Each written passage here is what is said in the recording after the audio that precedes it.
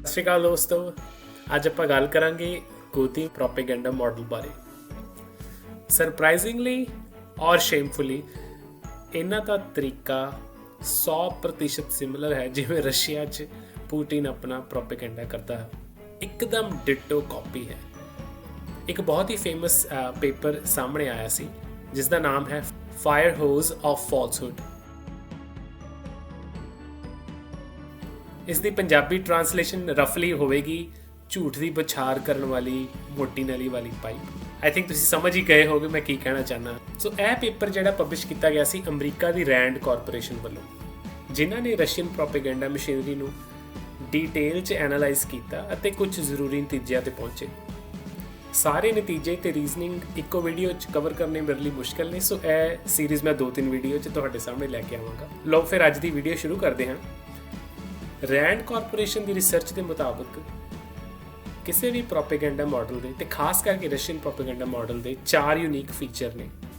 ਆਪਾਂ ਵਾਰੀ ਸਿਰ ਚਾਰੇ ਫੀਚਰਸ ਜਿਹੜੇ ਨੇ ਉਹਨਾਂ ਤੇ ਨਜ਼ਰ ਮਾਰਾਂਗੇ ਕਿ ਇਹ ਮਾਡਲ ਕਰੰਟ ਫਾਰਮਰ ਪ੍ਰੋਟੈਸਟ ਦੇ ਕੰਟੈਕਸਟ ਵਿੱਚ ਕਿੰਨਾ ਢੁਕਵਾਂ ਹੈ।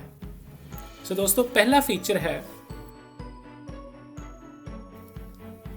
ਵੱਧ ਤੋਂ ਵੱਧ ਝੂਠ ਅਤੇ ਪ੍ਰੋਪੇਗੈਂਡਾ ਫੈਲਾਉਣ ਵਾਲੇ ਚੈਨਲ ਬਹੁਤ ਜ਼ਰੂਰੀ ਹੁੰਦੇ ਨੇ ਜੇ ਤੁਸੀਂ ਆਪਣਾ ਪ੍ਰੋਪੇਗੈਂਡਾ ਸਪਰੈਡ ਕਰਨਾ ਚਾਹੁੰਦੇ ਹੋ। ਤੋ ਜੇ ਹੁਣ ਅਸੀਂ ਨਜ਼ਰ ਮਾਰੀਏ ਫਾਰਮਰ ਪ੍ਰੋਟੈਸਟ 'ਚ ਕੀ ਹੋ ਰਿਹਾ ਹੈ ਤਾਂ ਤੁਸੀਂ ਦੇਖ ਸਕਦੇ ਹੋ ਕਿ ਮਲਟੀਪਲ ਚੈਨਲਸ ਜਿਹੜੇ ਨੇ ਉਹ ਸਾਰੇ ਝੂਠ ਫੈਲਾਉਣ 'ਚ ਲੱਗੇ ਹੋਏ ਨੇ। ਜਿਵੇਂ ਆਲਮੋਸਟ ਸਾਰਾ ਮੇਨ ਸਟ੍ਰੀਮ ਮੀਡੀਆ, ਜਿਨ੍ਹਾਂ ਵਿੱਚ ਕਿੰਨੇ ਟੀਵੀ ਚੈਨਲਸ, ਰਿਪਬਲਿਕ ਟੀਵੀ, ਜ਼ੀ ਟੀਵੀ, ਇੰਡੀਆ ਟੀਵੀ ਤੇ ਹੋਰ 20-25, ਫਿਰ ਹੋਰ ਚੈਨਲ ਬਣਦਾ ਹੈ ਸੈਲੀਬ੍ਰਿਟੀਜ਼ ਦੀ ਫਾਰਮ 'ਚ, ਬੁੱਧੀਜੀਵੀ, ਪਾਰਟੀਆਂ ਦੇ ਵਰਕਰ, IT ਸੈੱਲ। ਤੁਸੀਂ ਦੇਖੋ ਜਦੋਂ ਹੁਣ ਝੂਠ ਦੀ ਬੌਛਾਰ ਕਰਨੀ ਹੈ ਤਾਂ ਕਿੰਨੇ ਮਲਟੀਪਲ ਚੈਨਲ ਹੋਣੇ ਉਹ ਬਹੁਤ ਜ਼ਰੂਰੀ ਨੇ। ਤਾਂ ਇਸ ਕੇਸ 'ਚ ਇਹ ਬਿਲਕੁਲ ਢੁਕਵੀਂ ਗੱਲ ਹੈ ਉਸ ਰਿਸਰਚ ਦੀ। ਦੂਜਾ ਮਹੱਤਵਪੂਰਨ ਫੀਚਰ ਹੈ ਤੇਜ਼ੀ ਨਾਲ ਲਗਾਤਾਰ ਤੇ ਬਾਰ-ਬਾਰ ਝੂਠ ਦਿਖਾਣਾ। ਇਸ ਦੀ ਉਦਾਹਰਣ ਹੈ ਕਿ ਗਵਰਨਮੈਂਟ ਦੀ ਕੋਈ ਵੀ ਵੱਡੀ ਅਨਾਉਂਸਮੈਂਟ ਤੋਂ ਪਹਿਲੇ ਹੀ ਜਿਹੜੀ ਮਾਰਕੀਟਿੰਗ ਕਮਿਊਨੀਕੇਸ਼ਨ ਆ ਉਹਦੀ ਤਿਆਰੀ ਕੀਤੀ ਜਾ ਚੁੱਕੀ ਹੁੰਦੀ ਹੈ। ਸਭ ਕੁਝ ਬਹੁਤ ਹੀ ਬਰੀਕੀ ਨਾਲ ਤੈਅ ਕੀਤਾ ਹੁੰਦਾ ਹੈ। ਸੋਸ਼ਲ ਮੀਡੀਆ ਪੋਸਟ ਲਈ ਕਿਹੜੇ ਗ੍ਰਾਫਿਕਸ, ਕਿੱਦਾਂ ਦਾ ਟੈਕਸਟ, ਟਵਿੱਟਰ ਤੇ ਕਿਹੜਾ ਕੰਟੈਂਟ ਜਾਏਗਾ, ਕਿਹੜੀਆਂ ਇਮੇਜਸ ਜਾਣਗੀਆਂ, ਇਹ ਆਪਣੇ ਨੈਟਵਰਕ 'ਚ ਈਮੇਲਸ ਭੇਜਣਗੇ। ਜਿਹੜੇ ਲੋਕ ਬਾਹਰ ਬੈਠੇ ਨੇ ਉਹਨਾਂ ਦੀਆਂ ਈਮੇਲਸ ਇਹਨਾਂ ਕੋਲ ਨੇ, ਉਹਨਾਂ ਨੂੰ ਗਵਰਨਮੈਂਟ ਅਪਰੋਚ ਕਰਦੀ ਹੈ। ਤਾਂ ਇੱਕ ਬਹੁਤ ਹੀ ਵੱਡਾ ਮਾਸ ਸਪਰੈਡਿੰਗ ਜਿਹੜੀ ਹੈ ਇਨਫੋਰਮੇਸ਼ਨ ਦੀ ਹੁੰਦੀ ਹੈ।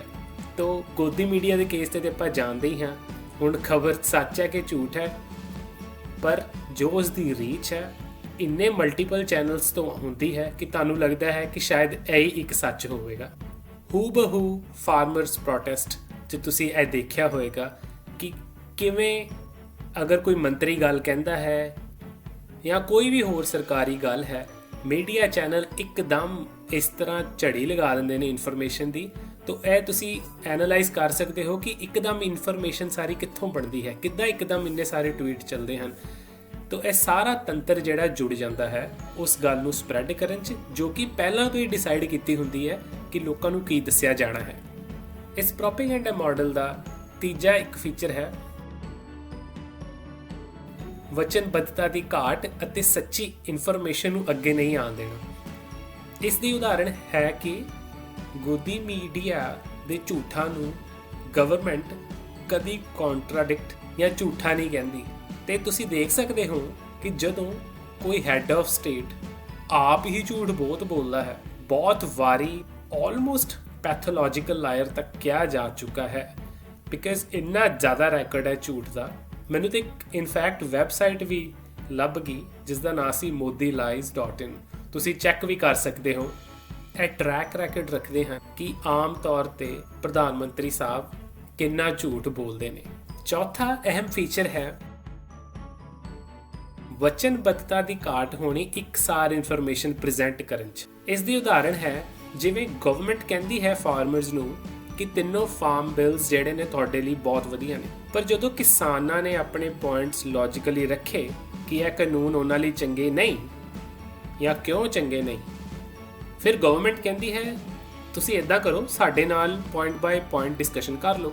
ਕਿਸਾਨਾਂ ਨੇ ਕਿਹਾ ਚਲੋ ਡਿਸਕਸ਼ਨ ਕਰ ਲੈਂਦੇ ਹਾਂ। ਇਸ ਦੀ ਰਿਸਪੌਂਸ 'ਚ ਗਵਰਨਮੈਂਟ ਕਹਿੰਦੀ ਹੈ ਕਿ ਪਰ ਸਾਡੀ ਇੱਕ ਕੰਡੀਸ਼ਨ ਹੈ, ਅਸੀਂ ਬਿੱਲ ਨਹੀਂ ਰੱਦ ਕਰਨੇ, ਪਰ ਆਪਾਂ ਅਮੈਂਡਮੈਂਟ ਕਰ ਸਕਦੇ ਹਾਂ, ਪਰ ਤੁਸੀਂ ਇਹਨਾਂ ਕਾਨੂੰਨਾਂ ਦੀ ਆਊਟਰ ਅਪੀਅਰੈਂਸ ਰਹਿਣ ਦਿਓ। ਸੋ ਇਹ ਫਲਿਪ ਫਲॉपिंग ਜਿਹੜੀ ਚੱਲਦੀ ਰਹਿੰਦੀ ਹੈ। ਤਾਂ ਹੁਣ ਮੋਸਟ ਰੀਸੈਂਟ ਡਿਸਕਸ਼ਨ ਤੱਕ ਇਹ 3 ਲਾਜ਼ ਗਵਰਨਮੈਂਟ ਕਹਿੰਦੀ ਹੈ ਕਿ 1.5 ਸਾਲ ਤੱਕ ਪੋਸਟਪੋਨ ਕਰ ਦੇਗੀ।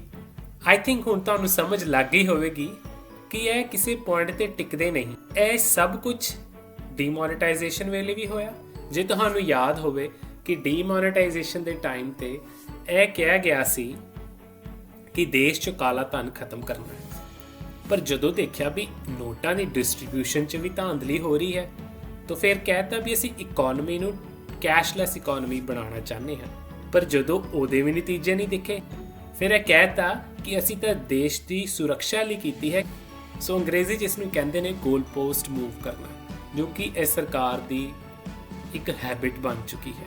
ਪਰ ਪ੍ਰੋਪੇਗੈਂਡਾ 'ਚ ਇਹ ਚੀਜ਼ਾਂ ਹੈਲਪ ਕਰਦੀਆਂ ਨੇ, ਕਿਉਂਕਿ ਤੁਸੀਂ ਕਿਸੇ ਵੀ ਚੀਜ਼ ਨੂੰ ਕਮਿਟਡ ਨਹੀਂ ਹੋ ਤਾਂ ਤੁਸੀਂ ਬਾਰ-ਬਾਰ ਗੋਲ ਪੋਸਟ ਮੂਵ ਕਰੀ ਜਾਣੀ ਹੈ। ਸੋ ਕਿਸਾਨ ਤੁਹਾਡੇ ਕੋਲ ਆਈ ਜਾਣਗੇ, ਹਰ ਇੱਕ ਵਾਰ ਕੋਈ ਨਾ ਕੋਈ ਹੋਰ ਕਹਾਣੀ ਬਣਦੀ ਜਾਏਗੀ ਤੇ ਮੁੱਦਾ ਕਿੱਥੇ ਰਹਿ ਜਾਏਗਾ ਤੇ ਗੱਲ ਕੋਈ ਹੋਰ ਹੋਣ ਲੱਗ ਪਏਗੀ। ਤਾਂ ਇਹ ਤੁਸੀਂ ਆਲਰੇਡੀ ਜੋ ਦੇਖ ਰਹੇ ਹੋ ਕਿ ਕਿਸਾਨੀ ਤੇ ਚੱਲਦੀ ਪਈ ਹੈ ਮੁੱਦਾ, ਪਰ ਕਿੱਥੇ ਇੰਟਰਨੈਸ਼ਨਲ ਸੈਲੀਬ੍ਰਿਟੀਜ਼ ਦੇ ਟਵੀਟ ਮੇਨ ਇਸ਼ੂ ਬਣ ਚੁੱਕੇ ਨੇ ਇਸ ਵੇਲੇ। ਆਈ ਥਿੰਕ ਦੋਸਤੋ ਹੁਣ ਤੇ ਤੁਹਾਨੂੰ ਸਮਝ ਲੱਗ ਗਈ ਹੋਵੇਗੀ ਕਿ ਅਸੀਂ ਕਿੰਨੇ ਵੱਡੇ ਮਿਸਇਨਫੋਰਮੇਸ਼ਨ ਤੇ ਪਾਵਰ ਗੇਮ ਦੇ ષੜਯੰਤਰ ਵਿੱਚ ਫਸੇ ਹੋਏ ਹਾਂ। ਸੋ ਅਗਲੇ ਵੀਡੀਓ 'ਚ ਆਪਾਂ ਇਸ ਪ੍ਰੋਪੇਗੈਂਡਾ ਮਸ਼ੀਨਰੀ ਦੇ ਕੋਈ ਹੋਰ ਪਹਿਲੂ ਡਿਸਕਸ ਕਰਾਂਗੇ ਤੇ ਗੋਦੀ ਮੀਡੀਆ ਦੇ ਪ੍ਰੋਪੇਗੈਂਡਾ ਮਾਡਲ ਬਾਰੇ ਹੋਰ ਡਿਟੇਲ 'ਚ ਜਾਣਨ ਦੀ ਕੋਸ਼ਿਸ਼ ਕਰਾਂਗੇ। ਸੋ ਫਿਰ ਮਿਲਾਂਗੇ ਦੋਸਤੋ, ਸਤਿ ਸ਼੍ਰੀ ਅਕਾਲ।